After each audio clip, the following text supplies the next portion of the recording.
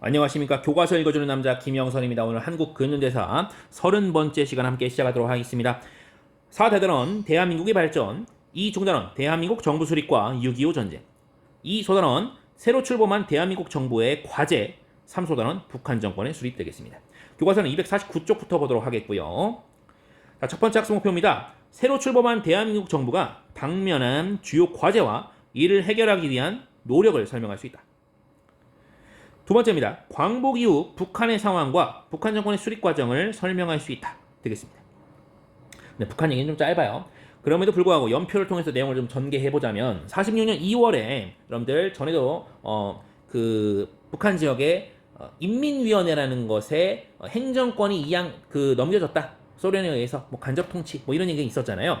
그때 그 인민위원회를 싹 모아서 북조선 임시인민위원회라는 거 조직되거든요. 이 북한이라 돼 북이라 돼 있는 건 다 북한 얘기예요. 40년 2월의 일이었습니다. 그리고 3월에 토지개혁을 바로 해버립니다. 북쪽에서 토지개혁입니다. 토지개혁. 그리고 47년 2월이 되면요, 그 앞에서 임시자를 떼고 그냥 북조선 인민위원회가 결성됩니다. 역시 북쪽 얘기고요. 자, 그리고 48년 9월에서 10월 가면요, 조선민주주의 인민공화국의 정부가 수립됩니다. 북쪽, 지금의 북한이에요. 그죠? 그리고 이 북자가 달리지 않은 거는 모두 남한 얘기입니다. 그 이후에 대한민국에서는 반민족 행위 처벌법, 이른바 반민법이 제정됩니다. 그리고 이것을 조사하기 위해서 반민족 행위 특별조사위원회라는 것이 조성됩니다. 이른바 반민특위라고 불립니다. 49년이 되면요, 대한민국 정부가 농지개혁법을 제정하게 되고요. 물론 국회를 통해서 했겠죠.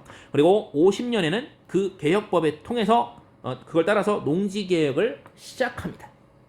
자, 오늘 용어가 보면요, 여러분들 반민특위, 반민족행위 특별조사위원회가 있고요, 농지개혁, 그리고 북한 정권의 수립으로 우리가 좀 보도록 하겠습니다. 왜 이런 얘기 나오냐면, 여러분들 경제적 문제, 당시 대한민국 정부가 수립된 이후에 당면한 문제가 있었습니다. 주요 과제가 있어요. 첫 번째가 바로 경제 문제였고요, 두 번째는 정치 사회적 문제였습니다. 이걸 좀 우리가 보도록 할게요. 자, 경제적 문제는요, 도대체가 어떻게 먹고 사냐 이겁니다. 정치 사회적 문제는요, 식민지 잔재 청산, 즉 친일파 이런 것도 어떻게 처리할 거냐 이겁니다. 해서 경제 문제부터 좀 보도록 하겠습니다. 자, 첫 번째로 광복 이후에 남한 지역이 경제적 어려움에 빠져 있었거든요. 그 배경이 뭐냐고 묻고 있습니다.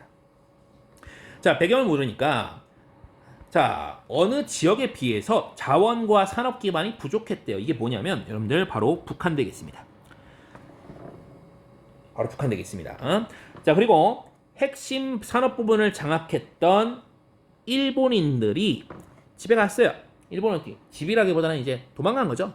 집은 여기 조선이었을 건데 이제 대한민국이 되니까. 자, 그리고 해외 동포들이 귀국해요. 해외 동포들이 뭐 돈을 엄청 많이 갖고 이따만치 갖고 오는 게 아니잖아요. 그러다 보니까 생산성은 악화되고 실업률은 증가하게 됩니다. 상황이 안 좋은 거예요. 가난한 사람끼리 계속 모이게 되는 거죠. 이게 해방된 이후에 아주 큰 문제였습니다. 그리고 미 군정이요, 애초에 자유시장 정책을 실시하거든요. 그런데 동시에 뭘 하냐면 미국 통제 정책을 또 하는 거예요. 그러니까 이게 정책이 막 왔다 갔다 하는 겁니다. 그래서 정책의 일관성이 없다라는 것입니다. 그러다 보니까 무슨 상황이 발생하냐? 남한 경제 상황이 지속적으로 악화되더라 라고 하는 것입니다. 자, 그리고 보시면 여러분들 그 북한 지역에 비해서 산업 기반 그 자원 이런 게 부족했다라고 하는데, 그거는 우리가 일제 말에 있었던 병참 기지화 정책이나 남면 북양 정책에서 또 우리가 힌트를 찾을 수가 있겠습니다. 미안해요.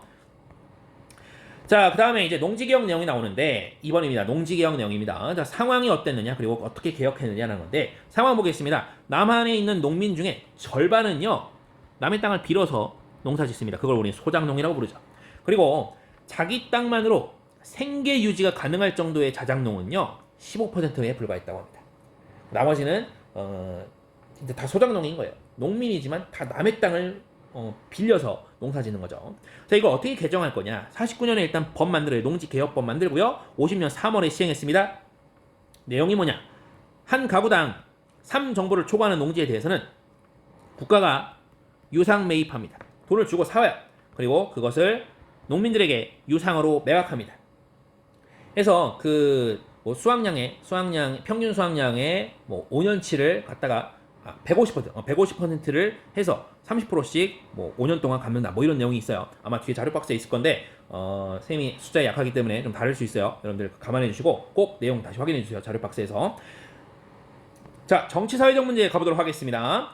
3번 가면요. 광복 이후 친일 잔재 청산의 사례를 묻고 있습니다. 그러니까 친일파를 청산하는 거 외에 친일파 청산은 여기 있거든요. 알겠죠? 4번에 있어요. 그러니까 사람을 청산한 거 외에 좀 다른 것들, 일제 잔재를 청산한 사례를 3번에서 묻고 있고 4번은 사람입니다. 사람.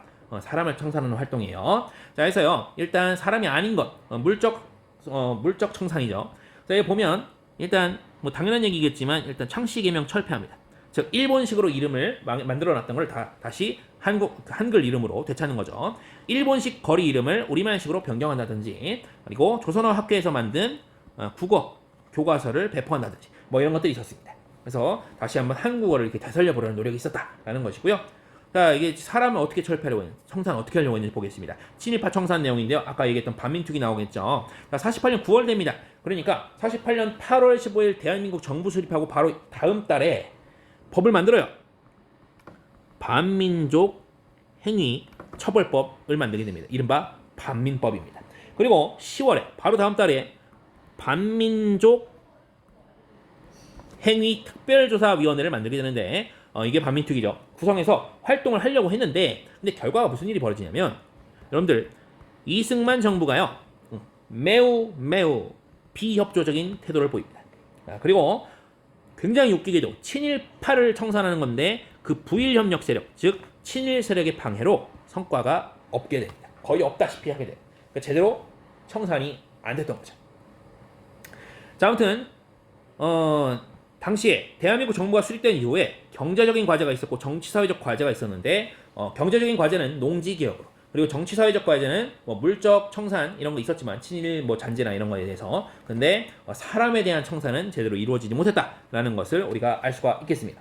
자, 그 와중에 북한 얘기를 우리가 살짝만 좀 보려고 합니다. 선생님이 이런 표현 써놨어요. 분단의 공고화, 분단이 점점 더 확실해지는 거죠. 더 어떻게 돌이킬 수 없는 상황으로 이루어지는 거죠. 자, 그래서 북한 정권이 수립돼 버리는 겁니다. 자, 5번 보시면요. 광복 직후에 북한의 정치적 상황을 묻고 있고 6번은 북한 정권이 결국 수립되는 과정을 묻고 있습니다. 보시면 자, 여러분들 북한에도요. 북한 지역에도 좌익과 우익이 있었어요. 있었습니다. 그래서 각자의 상황이 있었는데 자, 좌든 우든 간에 당시에 초기 상황은 이랬습니다. 초기에는 각지에 인민위원회 있었죠. 소련이 간접 통치한답시고 윈민위원회한테 권력을 넘겼잖아요. 행정권을 넘겼잖아요. 근데 그 지원을 하는 건 결국 소련이기는 했죠. 어쨌든 소련군의 지원을 받아서 행정 담당하는 건 인민위원회입니다. 자, 근데 어떤 사람들이 있었는지 봐야 될 거 아닙니까? 소련에서 건너온 김일성이 있고 중국에서 예난 땅에서 건너온 김두봉이 있었습니다. 이들은 모두 좌익 세력이죠. 그리고 여러분들 놀라지 마세요. 북한 지역에도 우익 세력이 있었습니다. 국내, 즉 특히 평양에 있었던 조만식 선생이 있었습니다. 이렇게 좌익 우익이 모두 있었다라는 것입니다. 근데 여기서 힘을 받게 되는 것이 바로 김일성이었습니다. 김일성이 주도해서 북조선 인민위원회, 근데 아직 임시예요. 임시위원회를 조직해요. 근데 임시위원회인데 엄청난 파워를 갖고 있어요. 그래서 바로 토지개혁을 실시하게 됩니다. 근데 토지개혁은 여러분들 아까 대한민국 정부는 무슨 개혁이었어요? 그죠? 농지죠. 농지개혁이죠. 농사 짓는 땅에 대해서만 하는데 북한은 달라요. 모든 땅 다 건드는 겁니다. 토지개혁을 하게 됩니다. 근데 원칙도 굉장히 빡세요. 위에서 농지개혁은요 유상 매입에 유상 매각이었잖아요. 근데 여기는 무상으로 그냥 뺏어갑니다. 무상몰수, 무상분배의 원칙에 토지개혁을 실시하게 됩니다. 그 땅 많은 사람들 땅을 싹 뺏어가지고 땅 없는 사람한테 그냥 나눠주는 거예요. 자, 그리고 8시간 노동제 실시하고요. 남녀평등법이라든지 뭐 주요 산업 국유화 어디서 봤던 내용이에요, 그죠? 뭐 건국강령에서 봤던 내용이죠, 그죠? 자, 이렇게까지 한 다음에야 임시자 떼고 북조선 인민위원회라는 것을 조직하게 됩니다. 모두 김일성이 주도했다는 것이고요.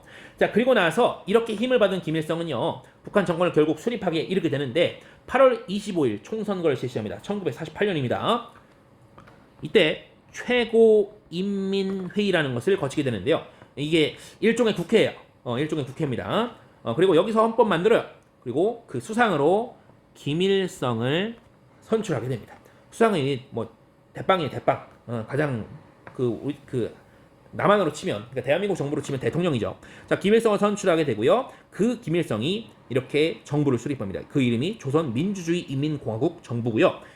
이전에 그 건중에서 만들었던 조선인민공화국이랑은 다른 거라는 점을 다시 한번 말씀드립니다. 오늘 내용 여기까지입니다. 대단히 고생 많으셨습니다.